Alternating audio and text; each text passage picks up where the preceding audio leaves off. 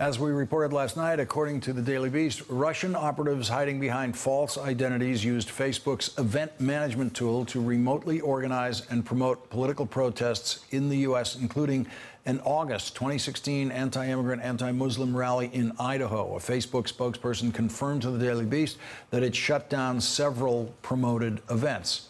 Here is what Senate Intelligence Committee Vice Chairman Mark Warner said about that Daily Beast report today. Well, I'm disappointed that when Facebook came and presented to the Senate Intelligence staff, they didn't lay out this incident. It's one of the reasons why I thought last week the Facebook initial presentation was just the tip of the iceberg. We're seeing more evidence of additional ads and how they are used to manipulate individuals.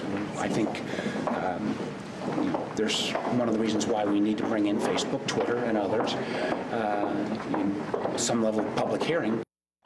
Also tonight, BuzzFeed reports Russia was actively pursuing a full reset of relations with the United States shortly after Donald Trump took office. According to documents obtained by BuzzFeed, in the third month of Donald Trump's presidency, Vladimir Putin dispatched one of his diplomats to the State Department to deliver a bold proposition: the full normalization of relations between the United States and Russia across all major branches of government.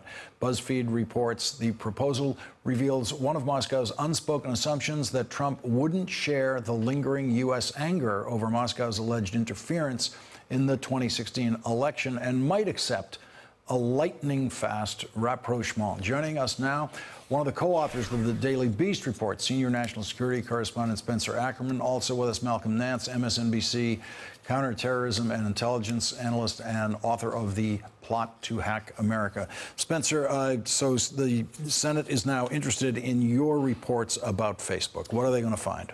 They're going to find that Facebook went from hosting Russian active measures online to essentially laundering active measures in real life, IRL. This transferred... Laundering, you said. You might as well say that. Facebook acknowledged to us that these events were not simply things that bots did, not simply things that false accounts put up, but things that they took money for. That's what this promoted event means. Mm-hmm. This was paid. Whether Facebook has, as Senator Warner said, been fully forthright with the Senate Intelligence Committee and others, it's looking more and more doubtful. Certainly it's looking like they have vastly more questions than they've answered.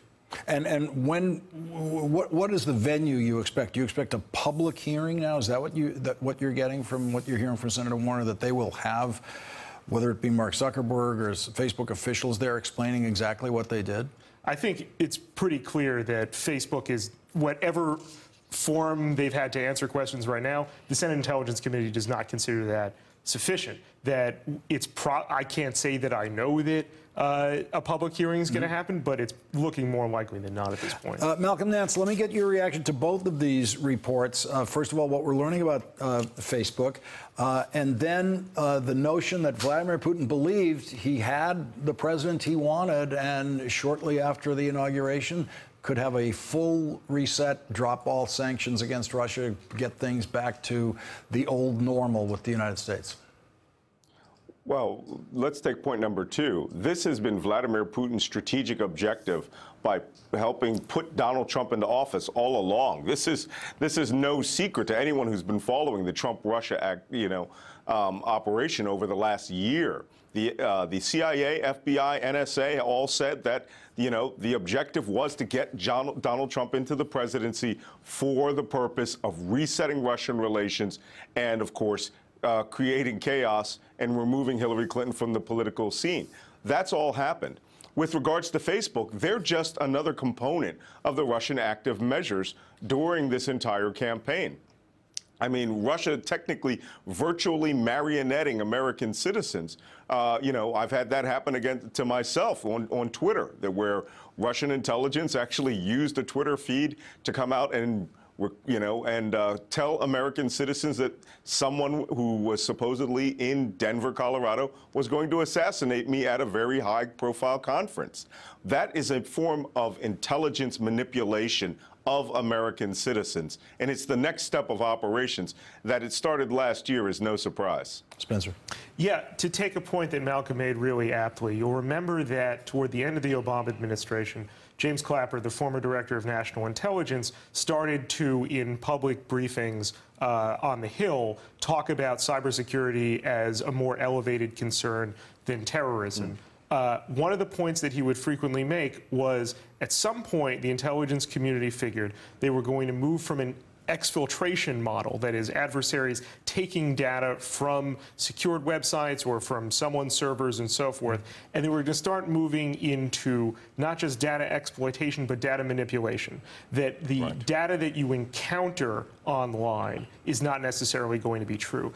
What we are now seeing Facebook talk about, and what we're now seeing Facebook yet to discuss, but our reporting as well as others are showing happen, was that's basically the model going forward from this active measures stuff. You saw these really disgusting anti-immigrant, Islamophobic rallies promoted through Facebook. That's an effort to move even further from manipulated data, from false information disseminated widely online, to getting people in the United States who don't know who's really putting this information out there to actually do something.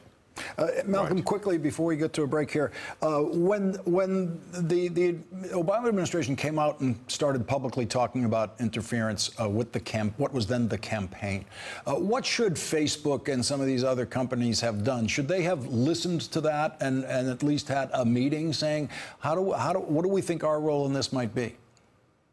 Well, certainly they should have done something much, much sooner than we've seen, because they took very active operations against ISIS and Al-Qaeda and Islamic jihadists almost without asking.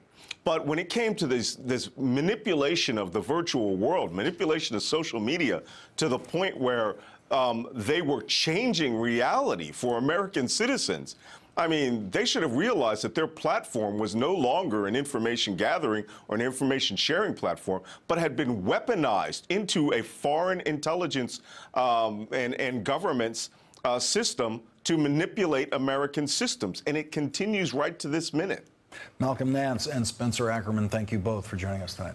Hey there, I'm Chris Hayes from MSNBC. Thanks for watching MSNBC on YouTube. If you want to keep up to date with the videos we're putting out, you can click subscribe just below me, or click over on this list to see lots of other great videos.